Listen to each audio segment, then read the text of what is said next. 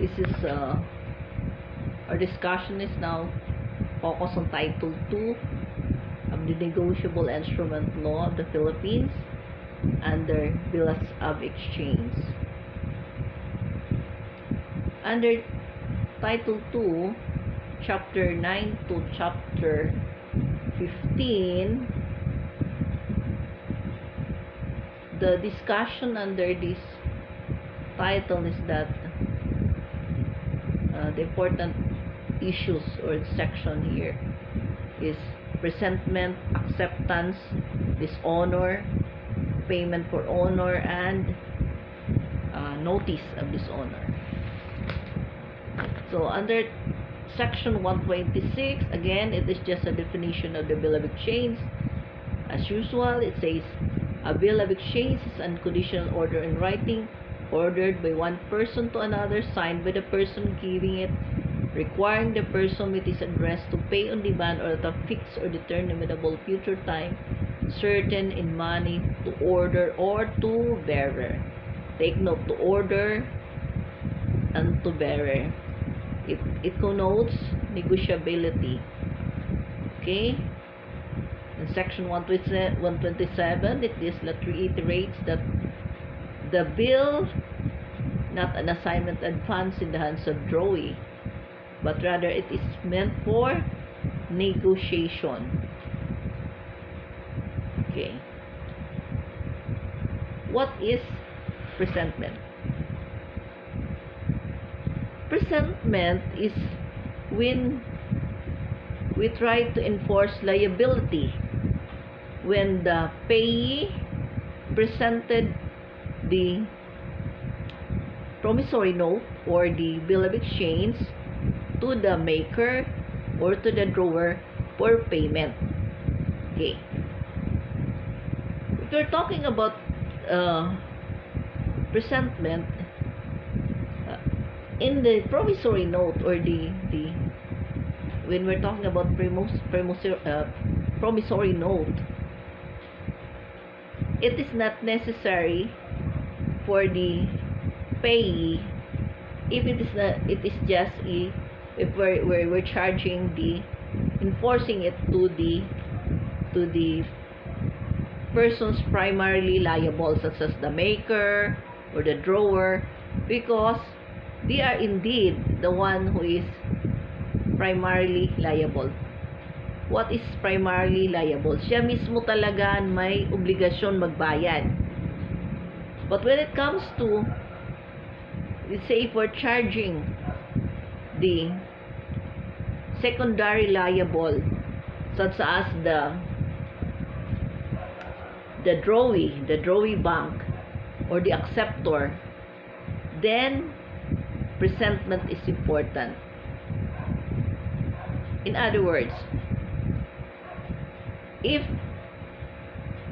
an issuer of a check issued a check, we know, we have discussed it earlier on our previous lecture, that the drawee bank or the acceptor bank is the one who paid for the payee. It is on unlike in the promissory note, that the maker or the the maker of the promissory note is the one who paid directly to the payee. In the bill of exchange, again in the bill of exchange, the drawer do not pay directly to the payee. There is the drawee, and the acceptor. What is the role of the drawee? The role of the drawee is that to pay the payee as per instruction from the drawer. Would it be possible that an acceptor and the drawee is just one person, one party? Yes, of course. But most of the time, it is a different bank. If we're talking about pay to cash, a check is what is pay to cash. Usually, the payee or the holder go to the drawee bank of the drawer for payment of an pay to cash check. So the acceptor and the acceptor and the drawee is just one bank. Okay. So the purpose of presentment is to enforce payment. Under section, first we go to requisites of presentment. Presentment must be by the holder or by the said person authorized to receive payment on his behalf. So it is the holder who present the promissory note for payment. Number 2, it must be made at a reasonable hour on a business day on the proper date. So it must be made at a reasonable hour, proper date, on a proper date. If we are talking about a check, you can present it during banking days or banking hour. You know what is the banking dates and the banking hours. Presentment must be at the proper place. Number 4, presentment must be to the person primarily liable on the instrument, or if he is absent or inaccessible to any person found at the place where the presentment is made. 5, the person entitled the instrument must extend the instrument from the payment is demanded upon payment must be delivered to the paying it. If the instrument is not surrendered, because it is danger that they may fold the hands. Okay. If you are asking for a presentment, you need to bring the instrument. You have to show the promissory note or the bill of exchange. Especially if you are having you are presenting a check. Okay. Under chapter 10 in section 132, it says acceptance. How made is so forth. Acceptance of a bill is a signification of the drawee of its assent to the order of the drawee, and the acceptance may in writing assigned by the drawee. It must not express the drawee will perform his promise or any other means than payment of money. So it simply means that when the holder or the authorized representative of the holder presented the check to the drawee or the drawee bank for acceptance, and the drawee bank accepted the check, it simply means that he is willing to pay according to the tenor that the drawer had issued the check, and there's no other conditions. When he accepts, it means he is willing or agree to pay according to the tenor of the drawer. Section 133, holder entitled acceptance on the face of bill. So it's important for the presentment by the holder is to bring the instrument. So the acceptance should be written on the instrument. Otherwise, if it's not written, the liability by the drawee bank or the acceptor is negate because it is not written on the bill. So if ever there's an acceptance, there is also refusal or dishonor of payment, and any dishonor is also written on the bill of exchange. So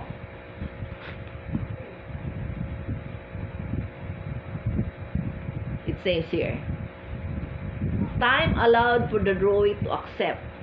The drawee is allowed 24 hours of the presentment in which to decide whether or not he will accept the bill, but acceptance is given as of the date of presentation. In the modern banking law is that there is a time for clearance wherein the drawee bank had it for clearing with the central bank if the signatures are authentic, or there's a fund available for that. So that is what the clearing the time for clearing.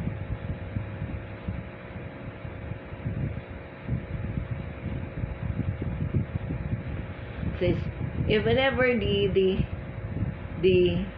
drawee bank accept the check and did not return the check to the payee, or destroy the check, there's a presumption that it was already non-accepted. What is the significance of failure of acceptance by the drawee bank? When the drawee bank does not accept or dishonor the check, it is the right of the payee or the holder to run after the drawer or the issuer directly as the primarily liable party, rather than going to the bank. When the bank says the drawer had no more funds, so after they put notification on the bill that the check had no available fund, or it was dishonored, reasons due to other reasons, then the holder could go directly to the drawer of the check. So that's why there is in the modern banking, there's 6 months wherein the holder should present the check to the drawee for payment of the amount stated therein. Otherwise, if you go beyond that, then on the drawer is already not liable, because there's a prescription already. It was already prescribed. So that's that you have to do it within the reasonable time necessary for a reasonable, prudent, and diligent one to do conveniently what the contract is duly required should be done. So it should be in reasonable time, within 6 months in the modern banking law. So if you go beyond that, the maker of the bill of exchange or the check is not anymore liable. Okay?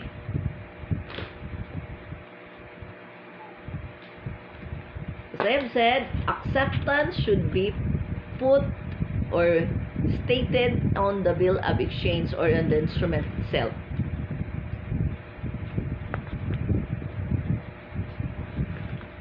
We go to notice of dishonor.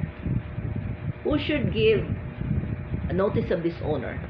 Number 1, holder, agent, or representative of the holder. Only party who may compel to pay, like endorsement, or agent third party to be compelled. As I have said, presentment is when the holder of the bill of exchange enforce liability or enforce payment.